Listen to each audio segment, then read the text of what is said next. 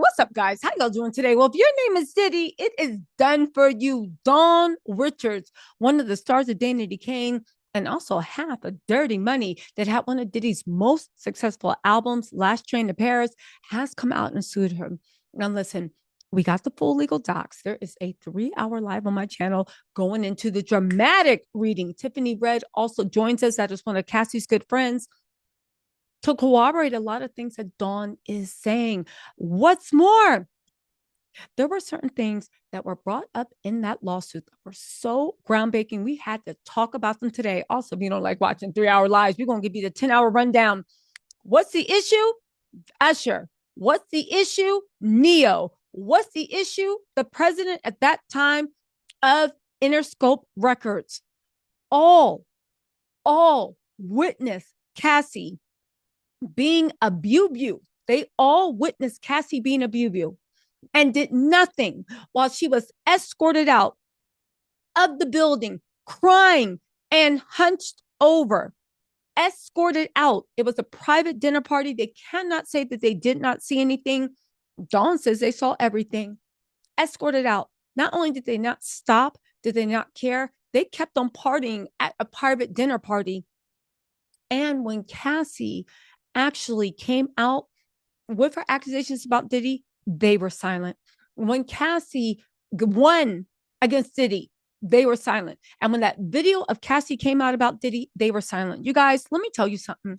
I now see why the record industry has been so quiet about everything that's going on with Diddy, because so many of our faves, so many people that wrote bops, so many people that we loved so much, guess what, guys? Not only were they there, but they were complicit.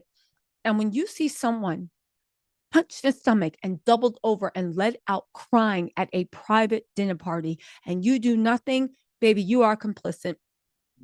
You can't stay neutral, because neutral always goes to the field. Let's get into this, right? Because there is so much to talk about. Hold on, y'all. Let me pull. All right, we're pulling up the exact legal documents. This happened sometime around late 2009 to early 2010. Okay. Now, if you guys don't know, Bad Boy had entered into some type of record deal for distribution between Bad Boy and Interscope Records. Okay.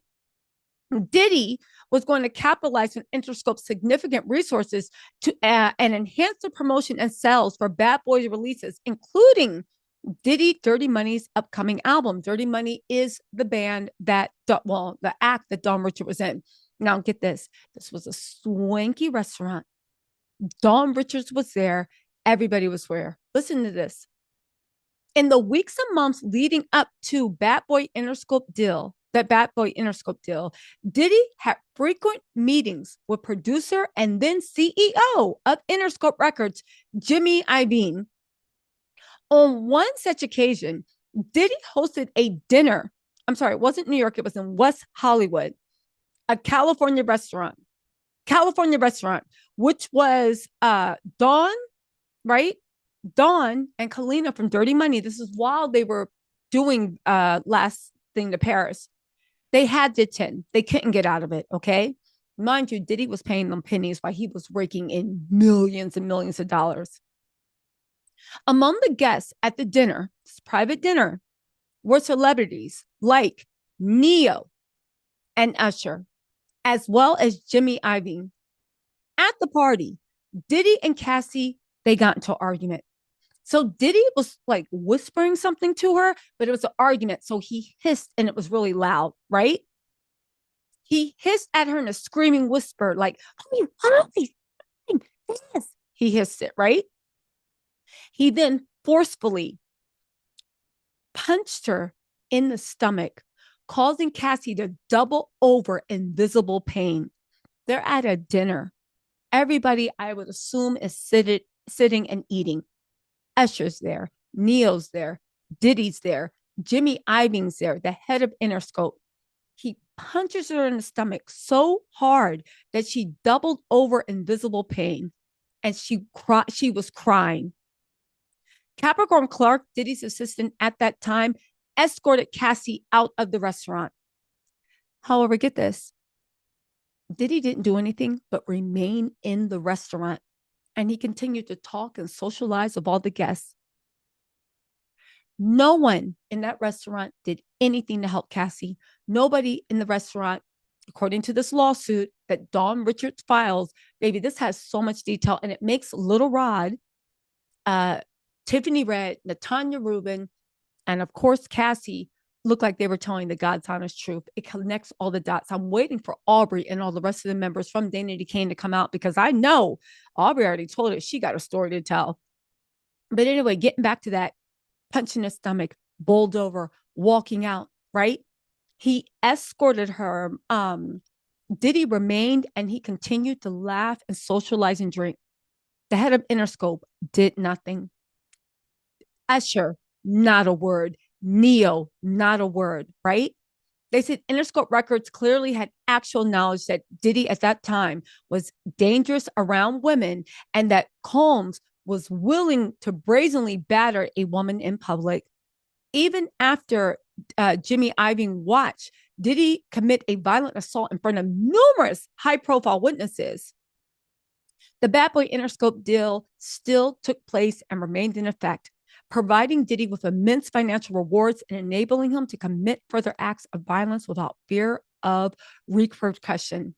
Dawn said that when she watched him openly assault Cassie in front of the head of Interscope and all these other celebrities, and observing that other powerful music industry representatives were complicit in Diddy's behavior, well, that just made Dawn even more afraid to speak up. And she was convinced that one day he would do her harm. Y'all, listen, why is this so important aside from the obvious importance? Russell Simmons and Diddy were super, super tight. They still are.